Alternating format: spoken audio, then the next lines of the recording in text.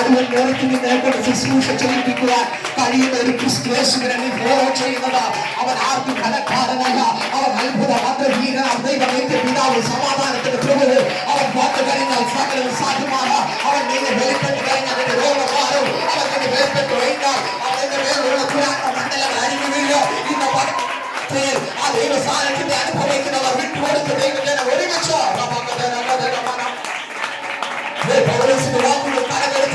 പൗലോസിന്റെ വാക്കുകൾ കടമെടുത്ത് എന്നെ ശക്തീകരിക്കുവാൻ ഈ ഉലകത്തിൽ ആരുമില്ലായെങ്കിൽ എന്നെ ശക്തീകരിക്കുന്നവരെ ഞാൻ കണ്ടെത്തി. അതുകൊണ്ട് പൗലോസ് പറഞ്ഞു, എന്നെ ശക്തനാക്കുന്നവൻ മുഖാന്തരമോ ഞാൻ സകലത്തിനും മതിയാകുന്നു. ഉലകത്തിൽ നിന്നെ തേടി വരുവാൻ ആരുമില്ലായെങ്കിലും നിന്റെ കൂടെ നടക്കുവാൻ ആരുമില്ലായെങ്കിലും പറ, എനിക്ക് വേണ്ടി ജീവൻ കൊടുത്ത ഒരുവനുണ്ട്. എനിക്ക് വേണ്ടി ഇറങ്ങി വരുന്ന ഒരുവനുണ്ട്.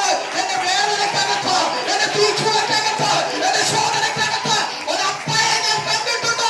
അവൻ മതിയെനിക്ക്.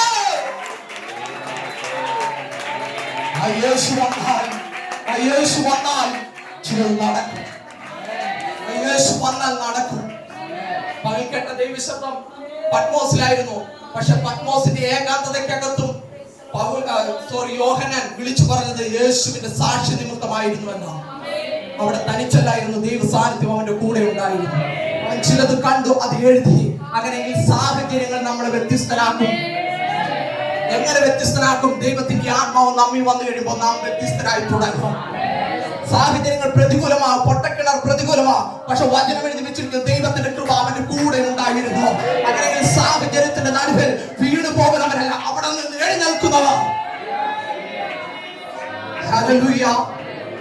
ഒരു ദർശനത്തിന്റെ പുറത്ത് ഇറങ്ങി തിരിച്ച പൗലോസിന്റെ ജീവിതത്തിനകത്ത് വലിയ മാറ്റങ്ങൾ സംഭവിച്ചത് പരിശുദ്ധ ആത്മാവിനാലാണെങ്കിൽ നിന്റെ ജീവിതം പരിശുദ്ധ ആത്മാവിന്റെ കയ്യിൽ കൊടുത്തിട്ട് പറ, ഇനി എനിക്ക് ആരുമില്ലെങ്കിൽ എനിക്ക് വേണ്ടി ഇറങ്ങി വരുന്ന ഒരുവനുണ്ട്. എന്റെ നടുവിൽ ചിലതിനെ ചെയ്യുവാൻ എന്നെ ശക്തീകരിക്കുന്ന ഒരുവനുണ്ട്. അവനെ മാത്രമാണ് എന്റെ ആശ്രയം. അതുകൊണ്ട് ആ സാന്നിധ്യം മനസ്സിലാക്കിയോ? ഫിലിപ്പോസ് ശമര്യക്കകത്ത് ചെന്നപ്പോൾ അവന്റെ കയ്യിലൂടെ അത്ഭുതം എന്താണെന്നില്ല, അവന്റെ കയ്യിലൂടെ അടയാളം എന്താണെന്നില്ല. അങ്ങനെ ഇന്ന് രാത്രി ഞാൻ വിളിച്ചു പറയട്ടെ, നീ പാലിൽ കുത്തുന്ന പട്ടണം എന്റെ നാമത്തിൽ യേശുവിന്റെ നാമത്താൽ അറിയപ്പെടും. അത് നിന്നിലൂടെ ചിലത് അറിയപ്പെടണം.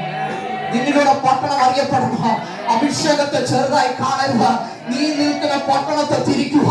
നിന്റെ പട്ടണത്തിനകത്ത് കുടികൊള്ളുക ചില ദേവിയുടെ ക്ഷേത്രങ്ങൾ വിളിക്കുക. ഇന്ന് രാത്രിയിൽ ദൈവത്തിന് നിന്നെ ആവശ്യമുണ്ട്. നീ ദൈവത്തിന്റെ ഹൃദയത്തിനകത്ത് ഒരു സ്വപ്നമാണ്. അവർ പണിത് പുറത്തു കൊണ്ടുവരാൻ ആഗ്രഹിക്കുകയാണ്. അതിനുവേണ്ടി നിങ്ങളെ തന്നെ വിട്ടുകൊടുക്കുക. അതിന് പറയുമ്പോൾ ശക്തീകരിക്കുവാൻ ആരുമില്ലായെങ്കിലും ഞാൻ ഒരുവനെ കണ്ടെത്തിയിരിക്കുന്നു. ഫിലിപ്പിയർക്ക് എഴുതിയ ലേഖനം 4:13 പറയുന്നത്, എന്നെ ശക്തനാക്കുന്നവൻ മുഖാന്തിരം ഞാൻ സകലത്തിനും മതിയാകും. പകരം നാം കേട്ട് നാം പലപ്പോഴും ഫിനാൻസ് പല കാര്യങ്ങളിലേക്ക് ശ്രദ്ധ ധരിക്കാറുണ്ട്. എവിടെ നിന്ന് ഉയർച്ച ഉണ്ടാകും? എവിടെ നിന്ന് എനിക്ക് സമാധാനം അനുഭവിക്കുവാൻ കഴിയും? എങ്ങനെ എനിക്ക് മുൻപോട്ട് പോകുവാൻ കഴിയും?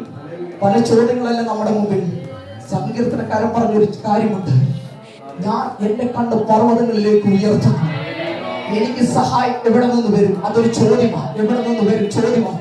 അടുത്ത ഉത്തരത്തിൽ, അടുത്ത വാക്യത്തിനകത്ത് അതിന്റെ ഉത്തരമുണ്ട്, എന്റെ സഹായം ആകാശത്തെയും ഭൂമിയെയും ഉണ്ടാക്കിയ. അങ്ങനെ പറയുന്നവർ എഴുന്നേൽക്കണം. ആരുമില്ലായെങ്കിലും എന്റെ കൂടെ ഒരുവനുണ്ട്. അവൻ എന്നെ കണ്ടതുകൊണ്ട് ഞാൻ ഇവിടെ നിൽക്കുക. അവൻ എന്നെ സ്നേഹിച്ചത് കൊണ്ടാണ് ഞാൻ ഇവിടെ നിൽക്കുക. ഒറ്റപ്പെട്ടവന്റെ നടുവിൽ ദാവീദ് വിളിച്ചു, എന്റെ അപ്പനെ അമ്മയെ ഉപേക്ഷിച്ചു എങ്കിലും യഹോവ എന്നെ ചേർത്തുകൊണ്ട്. എന്റെ അപ്പൻ അമ്മയെ ഉപേക്ഷിച്ചു എങ്കിൽ യഹോവ എന്നെ ചേർത്തുകൊണ്ട്. ആരും ഉപേക്ഷിച്ചത് കാര്യമാക്കണ്ട.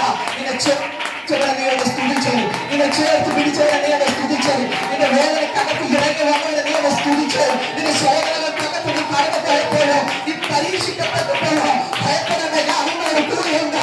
പ്രതീക്ഷ ഭയപ്പെടേണ്ട, ഞാൻ നിന്റെ ദൈവമെന്ന് അറിയിച്ചു. ക്രിസ്തുവിന്റെ സ്നേഹം നിന്നെ ഭരിക്കട്ടെ.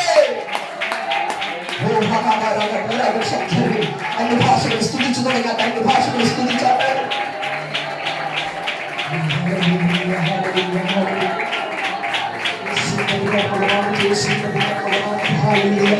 ഭാഷ